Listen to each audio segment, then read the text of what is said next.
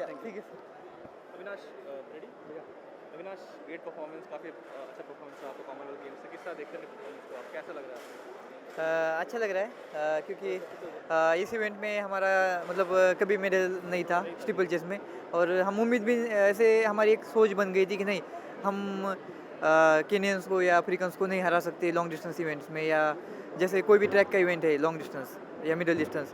तो मेडल जीत के काफ़ी अच्छा लग रहा है। और एक हमने एक मेंटल ये था, मतलब हमारे ऊपर ये डाला था कि नहीं हम नहीं हरा सकते। तो वो शायद सभी की सोच चेंज होगी और आगे वाले आने वाले टाइम में मतलब ये सोच के जाएंगे कि हाँ नहीं हमें मेडल जीतना है और वो भी गोल्ड जीतना है या जो भी मेडल जीतना है। तो इससे काफ़ी कॉन्फिडेंस बढ़ा है और आगे आने वाले जो हमारे प्लेयर्स हैं उनके लिए भी मतलब एक ये बनेगा कि नहीं हम भी मेडल जीत सकते हैं।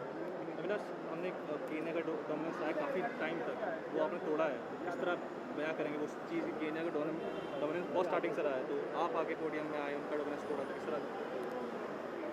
देखो मतलब किसी भी मतलब उनका देखो एक नेचुरली सभी बोलते हैं कि नेचुरली वो लॉन्ग डिस्टेंस में अच्छे हैं जी या इस इवेंट में अच्छे हैं, क्योंकि वो पिछले कई कंपटीशनों में जैसे फर्स्ट सेकंड थर्ड वही रहते थे। और लेकिन अभी हम जैसे ही इम्प्रूव कर रहे हैं, हमारी गवर्नमेंट हमें इतनी सपोर्ट कर रही है, फेडरेशन सपोर्ट कर रहा है, तो मुझे लगता है मतलब इतना मुश्किल नहीं है कि उनको हम किसी इवेंट में नहीं हरा सकते। हम डेफिनेटली उनको किसी भी इवेंट में हरा सकते हैं। बस उसके लिए हमें मेहनत करनी पड़ेगी। और जो हमारा आज मतलब स्पोर्ट्स में इतना जो हमें सपोर्ट मिल रहा है इस पे हम हर चीज़ कर सकते हैं।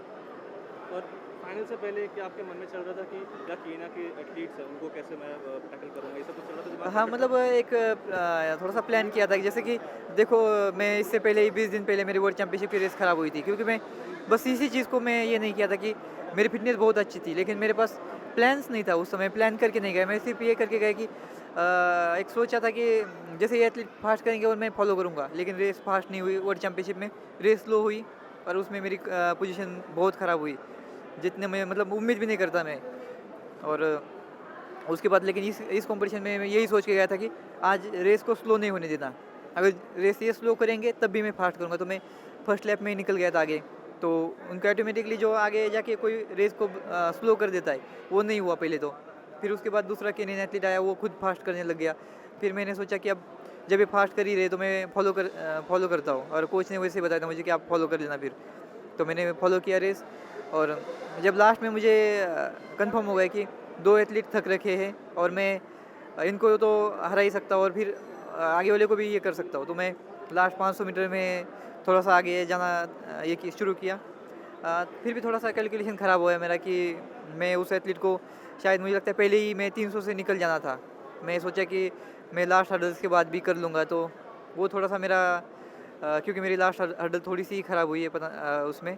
तो अगर मैं शायद पहले ही थोड़ा निकल जाता तो मुझे लगता है जीत सकता था। लेकिन चलो मेरे कुछ कमियां थी, उसे लगता है कि हम सुधार करना चाहिए और नेक्स्ट टाइम पे पक्का मेडल गोल्ड को। आप चाहे टोक्यो ओलंपिक्स हो चाहे इंडियन ग्रैंड प्रिक्स हो चाहे फेडरेशन कप हो या कॉमन आप रिकॉर्ड पे रिकॉर्ड तोड़ते जा रहे हैं ये कंसिस्टेंसी किस तरह से बयां करेंगे अपनी जो रिकॉर्ड आप बार बार देखो मैं ये है कि मतलब मैं हर चीज़ जो भी मेरा एक ये है कि मुझे जो निकोलाई कोच थे उन्होंने एक चीज़ सिखाई है, आपने जो किया आप उस दिन के बाद आप उस चीज़ को भूल जाओ कि आप एक कोई भी समझते हैं कि जैसे कि नेशनल रिकॉर्ड होल्डर हैं हम या हम कोई मेडलिस्ट है, उस चीज़ को आप भूल जाओ तभी आप आगे जाके अच्छा करोगे।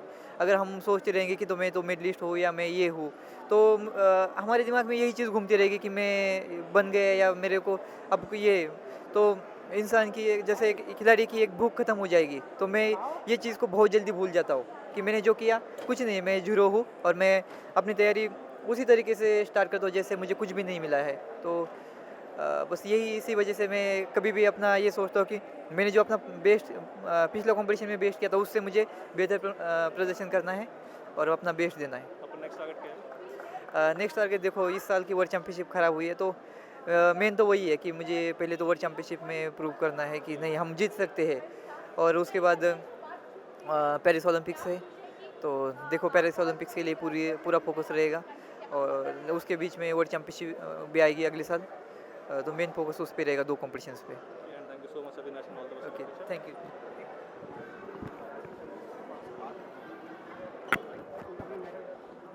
हाँ एक मेडल सर फोटो मजा